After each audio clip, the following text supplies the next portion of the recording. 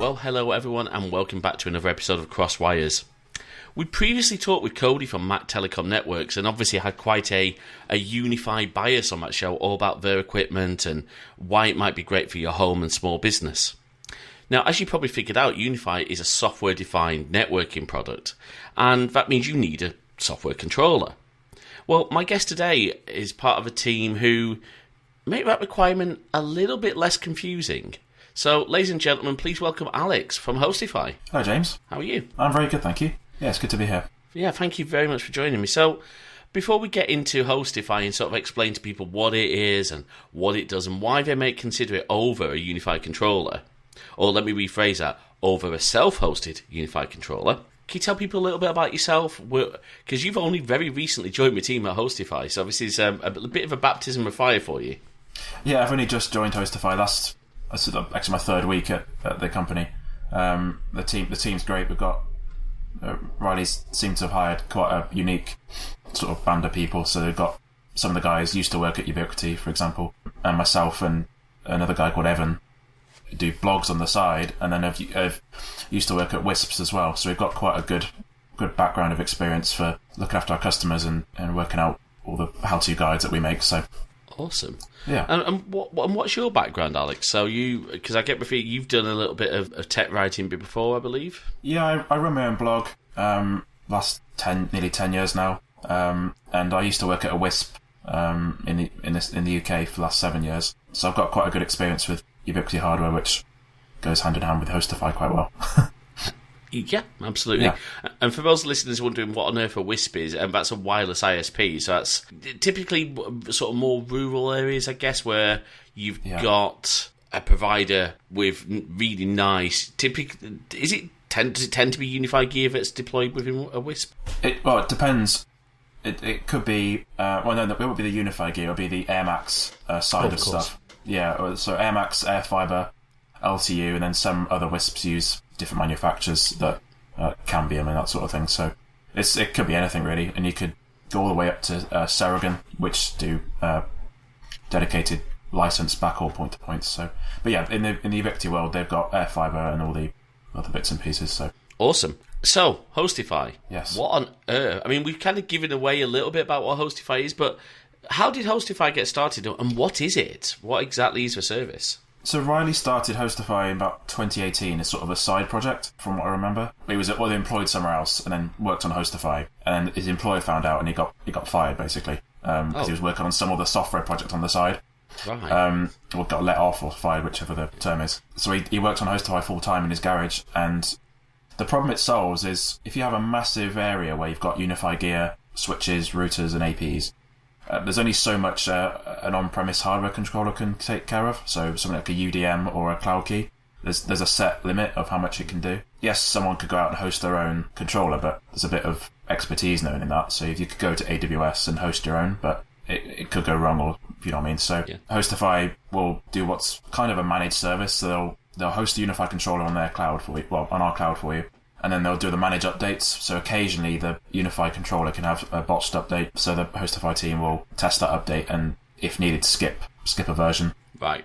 So also HostIFi has been dabbling in pro services as well. So some of the team will do consulting essentially, which is quite a good avenue to go down. Awesome. So, and Matt, I think you've hit the nail on the head there. So one thing that obviously, say for example, you've got a cloud key, so you've got one of the Gen 2s, be it the Gen 2 itself or the Gen 2 Plus, and these are, so when we talked with Cody, obviously we drilled a little bit over the Dream Router. Now that Dream Router has a UniFi controller built into it. It does. But it will only handle, I don't know off the top of my head the number of devices, but it's not a huge amount of devices, because each device that you adopt obviously has to be managed, and that takes resources, that takes, processing power, memory. And so these devices, they only have a limited amount of that resource. Even, the nice big UDM Pro SEs have a hardware limit on the number of devices that can be adopted. And as you said, the next step up is to roll your own. And that can be, people, in the home, people might do that on a Raspberry Pi. Again, if you've only got a few UniFi devices, it probably works. Yeah. But when you're talking of mission-critical infrastructure, and I guess a good example of this would be something like a sports stadium. Oh, definitely. Scale of wireless access points is always an interesting one for me to get my head around, but you could have potentially hundreds of access points in a deployment, plus all the switches, plus if they've gone, well, I was going to say if they've gone full breed UniFi Protect, but of course there's a slight snag there in that only Ubiquiti hardware can run UniFi Protect. So just to be clear, HostIFi unfortunately can't run UniFi Protect because Ubiquiti just don't make that possible for anyone but their own. Yeah, when Riley got HostIFi started, he did actually host UniFi Video, the sort of the predecessor to Protect. So it was a short period of time. Protect and Video overlapped, but that's been discontinued since that service. Yeah, they've gone all in on Protect. Yeah, but I guess that also it does mean, of course, that you can, as a business, you can have HostIFi running the SDN, running the network side, and then you can have the dedicated, because Ubiquiti do make standalone, well, not standalone, but they make UNVR controllers, proper Protect dedicated devices. You could have those. Those in turn would be managed by HostIFi. But it means that you've got the scale, because I'm going to assume, and please do correct me if I'm wrong here, let's say you've got a client, let's take the Emirates Stadium, for example. I don't know if they are a client, I don't know if they use Ubiquiti, but let's say they are building a new super duper spectator stand and they want to add more Wi-Fi. Because HostIFi is cloud-based, you can scale their instance to grow with the number of devices that they're adding. Is that a fair assumption? Yeah, so once someone's server gets to a limit where it looks like it can't handle any more devices, we'll get an alert and we can reach out to them and let them know that they're probably getting to the limit of how many devices they can run on one server. And how does this, because that one question I always have is, we're talking about, having your network controller be off-prem, be in the cloud. What happens if something goes wrong with the internet connectivity?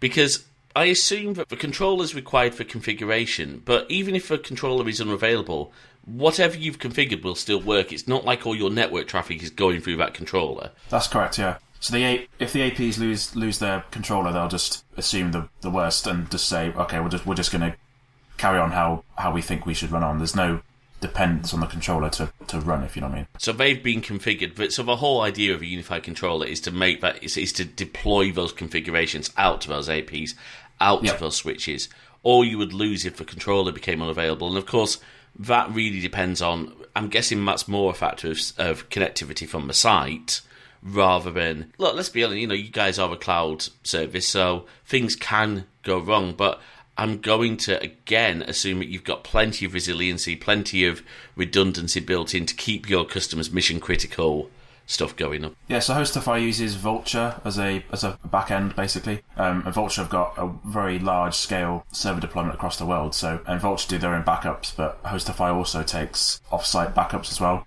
So we've got a script that will take the backups and store them somewhere else, so in case there's any sort of problem. Or I guess in case someone screws up a configuration, because it happens. People make mistakes in configuration.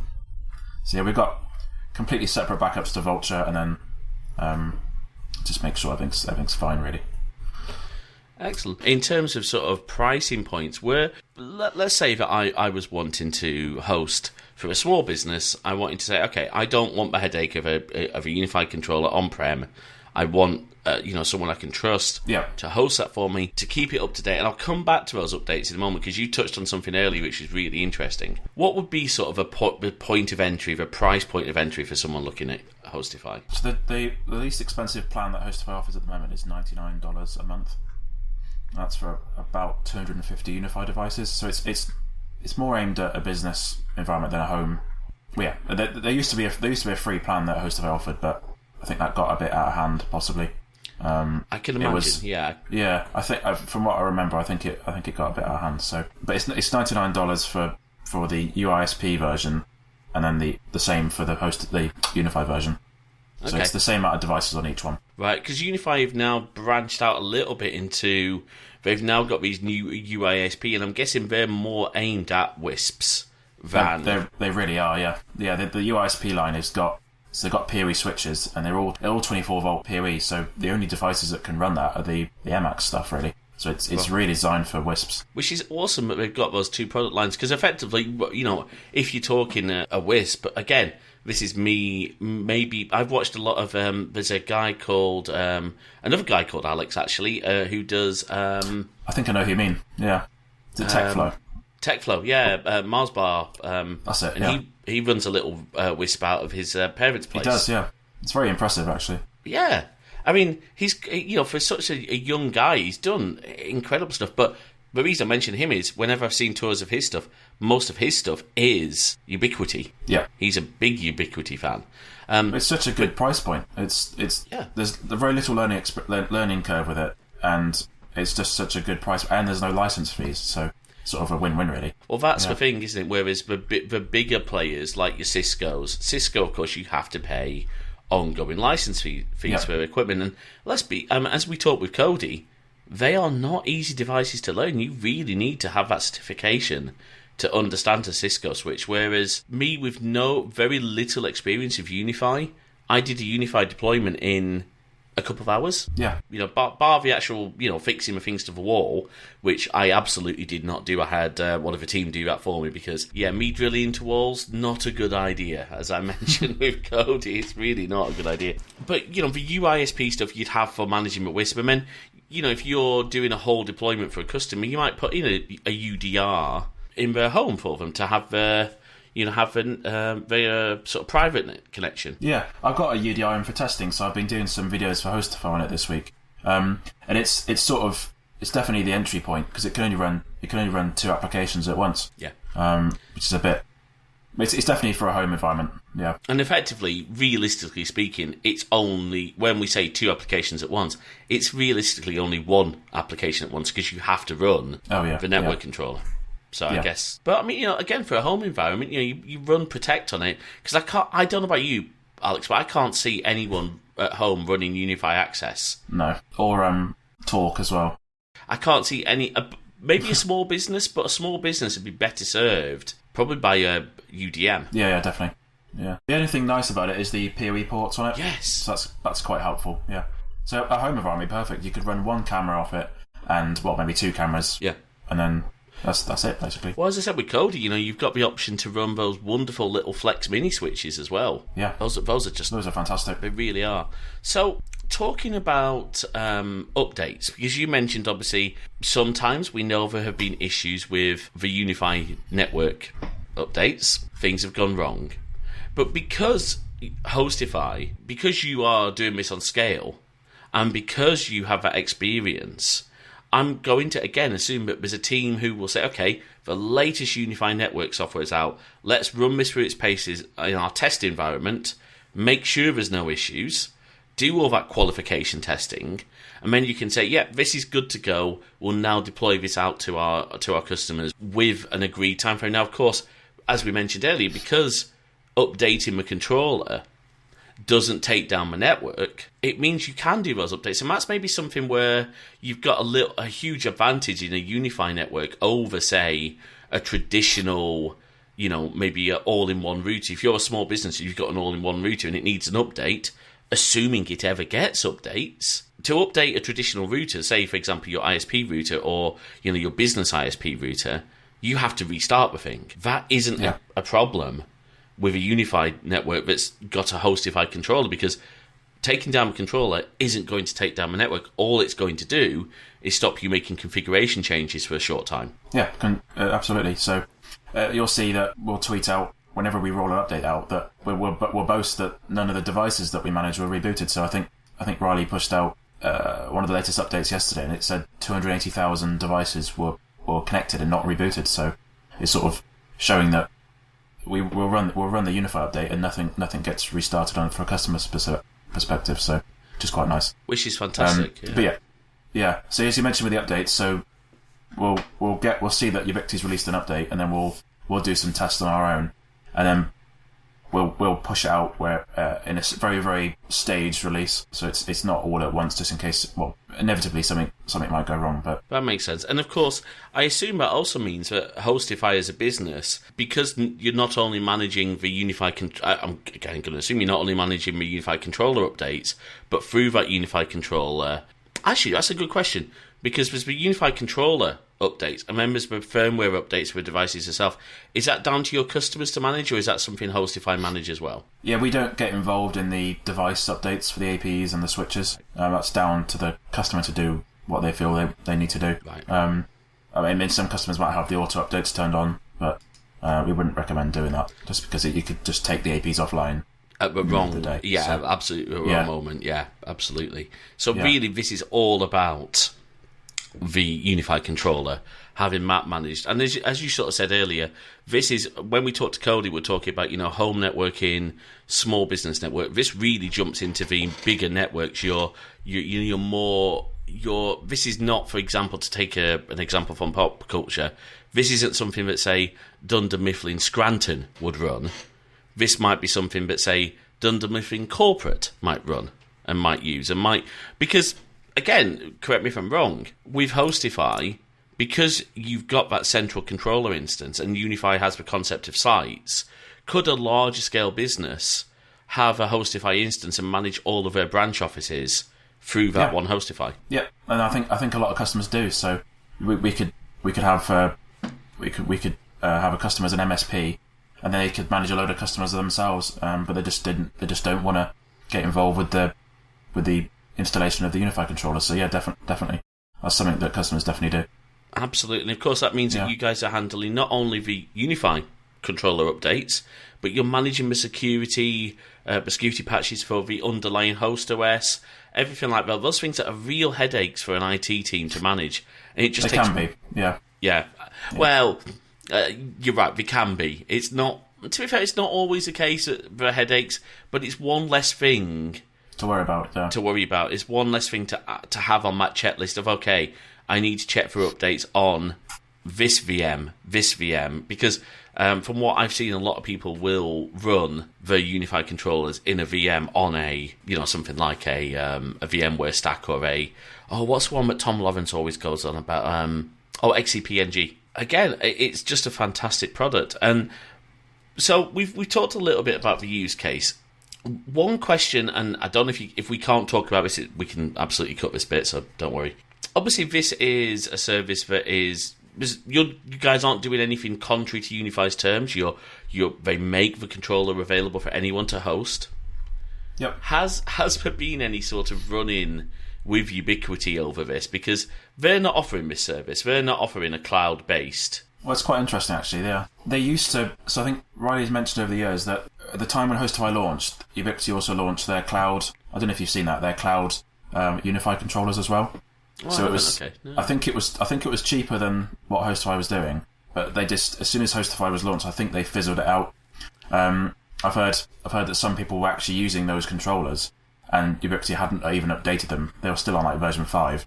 So Ooh. a lot of customers have come to us and said, "We're on this. Can we get off it?" Basically, I have seen they have launched UniFi Cloud recently as well, but I'm not. We haven't delved into that and see what it offers. But Riley's very open with the ongoings of the company, so there has been a run-in with Ubiquiti in the past. I think it was something to do with on the HostIFi website, you've got the screenshots of UniFi and the screenshots of UISP. I think they didn't like the Ubiquiti logo shown, so I think we had to take that off. I think that was the only thing that's happened, really. And to be fair, that's not an unreasonable...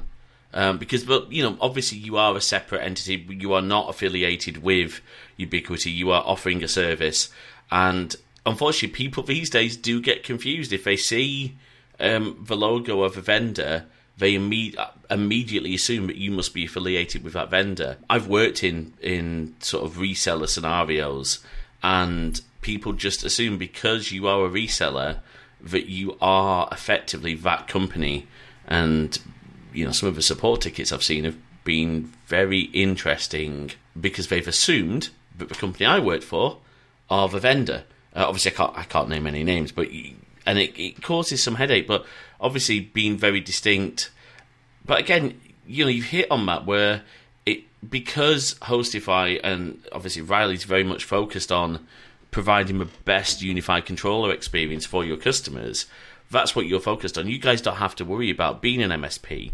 You don't have to worry about, as you said, you don't have to worry about managing hardware updates.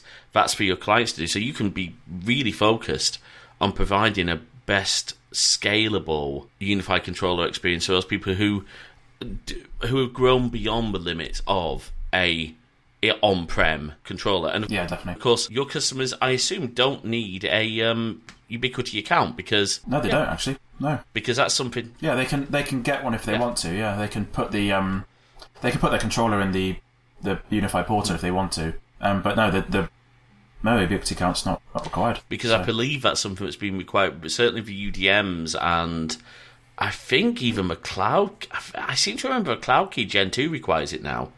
I might be wrong on that one. I know the UDR certainly does, but they require you to have a Ubiquiti single sign-on to use the platform. Yeah, so once everything moved to UniFi OS, Ubiquiti started to require single sign-on accounts. They have had a bit of a backlash I've seen on the forums with it. So as of this recording, at the moment, you can skip the SSO sign-in on those devices. That's good. So I've set up a UDR about 5 times this week just for videos, and there's a thing for you can skip it and make a local account. So brilliant. So let's say that you've got a business. They are doing a new UniFi deployment. They have a new site, and they've got all their Ubiquiti gear ready to go into the new site. They've got their gateways. Although I guess that's okay. So maybe that's another question I can ask. But how easy is it for a company to get on board if they're building a new site and they are using HostIFi? Because how do they then do the discovery to adopt all those APs if they haven't got an on-prem controller? How easy is that for them to do? It should be fairly easy because you can. It hasn't been updated in a little while, but there is a Chrome extension that you could do a Ubiquiti Layer 2 discovery, so you can then get the IPs of each one. Okay, that's really handy. Ubiquiti seem to be replacing it because it's the security on it's not great, I don't think. Right. But with Wi-Fi Man, so Wi-Fi Man you can get for the desktop and the phone, so you could get the IPs off that way. As far as I believe, you just SSH into each device and then set inform to the HostIFi. And go from there, okay, yes, so that makes a lot of sense. Yes, it's that inform URL which says, okay, this is the controller that I need to tell that I need to be adopted. And when we talk about adoption, for those who don't know UniFi, adoption is a process whereby you tell a controller, okay, I want you to manage this new AP or this new switch that's been found on the network. Yeah. And that's the whole idea, is it? And you name them. I mean, we've talked a little bit about but the UniFi interface. It really is gorgeous. And just to be clear, HostIFi don't put a layer on top of that. It is just a UniFi controller. That's it. So there's nothing that we stick on top of it. The only thing we have been doing recently is we've got an amazing guy that does the dev behind the scenes. He's been exposing some bits and pieces out of the UniFi into our own dashboard. So that's nice. If you forget your username and password for your controller, you can reset it from the HostIFi app and then log back in again with the default credentials. So we're sort of pulling a few bits and pieces out of it that we can. So a few little added extras, making things a little bit easier. Awesome. I know when I was talking to Cody, the one thing we were saying we'd love to see is a collaboration between the folks at Netgate and Ubiquiti for for a pfSense integration into the UniFi dashboard. I can't see it ever happening because Ubiquiti obviously want to push their gateways. And I guess that's maybe another question. So let's say that you have got a business, because I think there's a guide that's recently, I'm guessing it was yourself who tweeted this out, but you've got a guide for maybe moving from a UDM to HostIFi. So can you still use all the routing functionality of a UDM, all the gateway functionality, but be hosted controller-wise by HostIFi, or is there a requirement to use the UDM's network controller? Yeah, so just to make it clear, we can't, HostIFi can't manage the UDM or the UDR. It's just the device isn't sort of, you can't pull it out and adopt into HostIFi. Right, okay. But yeah, your question about so for a video this week, I was working on that article you're talking about, was moving from a UDR to a HostIFi controller. And yes, you can still definitely use the routing on the UDM if you need to. You're just pulling the management out of the APs and putting them on the HostIFi controller. So yeah. But you wouldn't be able to. Yeah. But you would. So I guess what you would lose is you wouldn't then be able to manage the routing of the UDR or the UDM through HostIFi because you just can't pull that controller out. Yeah, it just the two aren't separable. Right. Okay. So for anyone want, so I guess then really what that means is that if people are wanting to use HostIFi in their business, they need to avoid. Obviously, first of all, no one in a business should really be using the UDR unless you are a really small business. It's not. Yeah. It's not scalable for. I mean, a cafe would be probably a good. Absolutely. It's amazing, the spaces we forget that need managed networking. I was talking to Cody, my church, for example. You wouldn't think a church would have a UniFi network, but actually, it makes perfect sense because the amount of people on a Sunday morning, because honestly, the number of people who this isn't meant to be a thing about religion, but the number of people who don't bring physical Bibles. Or physical Bibles to a church anymore, and have it all on a smartphone is incredible, because technologies move forward. We rely on a good, stable network to play videos out. We might have a promotional video for something, and of course we rely on it for live streaming, and that's the thing that's really changed. So the places you might not think using I was talking to Neil from RMC Retro. We plug Neil's channel a lot on this show because Neil's been such an inspiration and such a help in getting things sort of boosted. But at the Cave, down in Gloucestershire, they're running UniFi. But one thing he said is, I've never had to touch it. I've just configured it. I've never had to worry about it. So, what that means then is just for those bigger businesses, if you're maybe part of an IT team in a bigger business and you think, okay, I'm fed up of having to manage my own UniFi controller, or I want to move, they can do that, but there are then some limitations. That means, for example, if you do have a UDM, you won't be able to migrate the whole thing. You can move the AP management and the switch management, but you'll still effectively have two controllers at that point. You'd have one for the UDM and then one for the APs and switches, I guess. Exactly, yeah. So if you are someone who's maybe considering moving to HostIFi, you won't be able to use your UDM or your UDR. Or what about the Cloud Key Gen 2s? I mean, because obviously if they're a controller in themselves, they effectively become redundant. There's nothing on there that HostIFi can manage. The only thing you could use it for is the Cloud Key Gen 2 Plus is the only is protect and access if you need to keep it. I think so. That's true, and those, again, for depending on your needs, they do make pretty decent Protect controllers.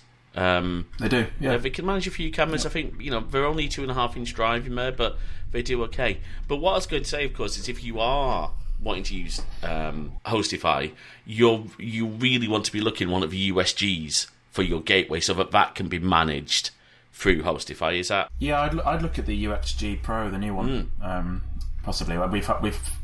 I've done a video on that one for HostIFi last week, I think, of getting that adopted to HostIFi. It's quite an easy process, really. So it's the sort of the guts of a UDM Pro in the same form factor just as a router, really. Okay. It's got half the RAM, but it is just it's just a security gateway. Yeah, it's not acting as a controller. That's really cool. And I'm guessing, again, a lot of your, because we see a lot of mixes we talked about with Cody, and I know if you talk to Tom Lawrence from LTS, Tom will always say most of his client base, they recommend a pfSense gateway, but then with a wholly managed UniFi everything else. That seems to be the best, that's sort of the preferred way for quite a few larger installs, because there's still some things that are lacking on them. Well, there's no high availability on gateways from Ubiquiti at the moment, that just seems such a glaring mistake. But I'd hope it's something they're working on, because with the MVRs, they just announced in a YouTube video a few weeks ago that you can finally be able to stack them. Yes, I saw that. That's coming up at some point. So hopefully at some point they're getting to that direction of high availability. But I mean, let's not forget that it's taken them this long to get to a point where they've got any sort of even remotely redundant power sort of capability in their devices, and that's through a dedicated device that they manufacture, and it's not really redundant power. It is and it isn't. It's a bit complicated, because I don't think you can. I think you have to almost if you want to bring the mains back online, you have to reboot a device. So we're talking about the redundant power. It's called the USP RPS. That's it. It's not the same as having dual power supplies in. And again, that's what you'll find in maybe a higher end. If you've deployed your own pfSense box, or you've bought one of Netgate's rack mount units, which does have those dual PSUs, that's true redundant power.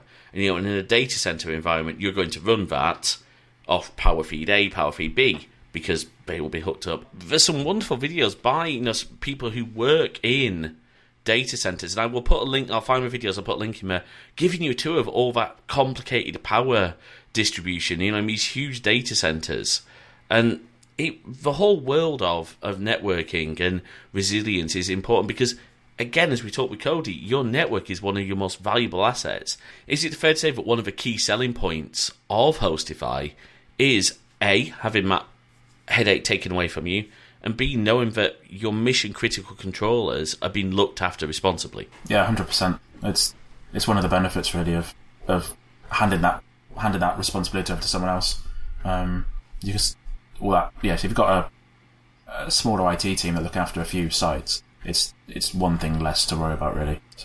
Absolutely, and again, it's all about that trusting that validation of those updates, and just taking that headache away. But again, at scale as well, you could be a multi-billion-pound company, or you could have a couple thousand sites. Yeah. Because again, you can scale your plans will scale with your customers. Say, okay, you've now hit the limit of what this plan will do for you, and this server will do. Let's move you on to a new one. This is what it's going to cost, and this is how many devices you can get. How many did you say your base plan was? It 250? 250 UniFi devices, yeah. Which That's right. Seems like a lot, but again, it really depends on your business, doesn't it? I mean, again, warehouses, and so again, for an MSP, managed service provider, let's say I launch James's IT Solutions, and I'm managing 25 clients in the Dorset area, and each of them's got, say, a maximum of 25 devices, which again for small business is very feasible. Then that means I'm only having to pay $99 per month to have all of those controllers. Effectively, although it's one controller, I've got all of those unlimited sites, so there's no restrictions on my sites, which is really cool, because you could see a business legitimately say, okay, well, for the $99 plan, we'll give you 5 sites. That could be a legitimate business model, and maybe some ISPs do that. Maybe you have, because you guys are not you won't be the only player in this market. A lot of MSPs will probably host their own UniFi controller for the exclusive use of their clients, and then charge that onto their clients as a part of the service fee. Yeah, both Chris and Tom do that, from what I've gathered from their videos. So they host. I think Tom definitely hosts something. Hosts his own UniFi controller on his own VM. So it makes a lot of sense. But again, it's one of those things. If you don't have the experience of installing UniFi controllers, but it isn't just for the large businesses. It could be for an MSP. So lots of great use cases, and seeing again how open Riley's been on social media, and how seeing that journey. It's one of the reasons I wanted to get you on the show to talk, Alex, is because we're generally looking for companies who are doing something a little bit different, something that's not just your, how to put this in the right terms, not your typical money grab IT product. It's definitely genuine value. And that comes across. You're not just sprouting off figures to me. You're telling me some real stories. And I hope everyone listening has got the impression that, Alex and the team at HostIFi really know what they're talking about, and they have a great product. So if you're in need of a hosted UniFi controller, maybe your IT team's looking to upgrade your network capability, maybe you're having trouble with your controllers, you might be outgrowing them, or you're just fed up of updating them, reach out to the team at HostIFi and see what they can do for you.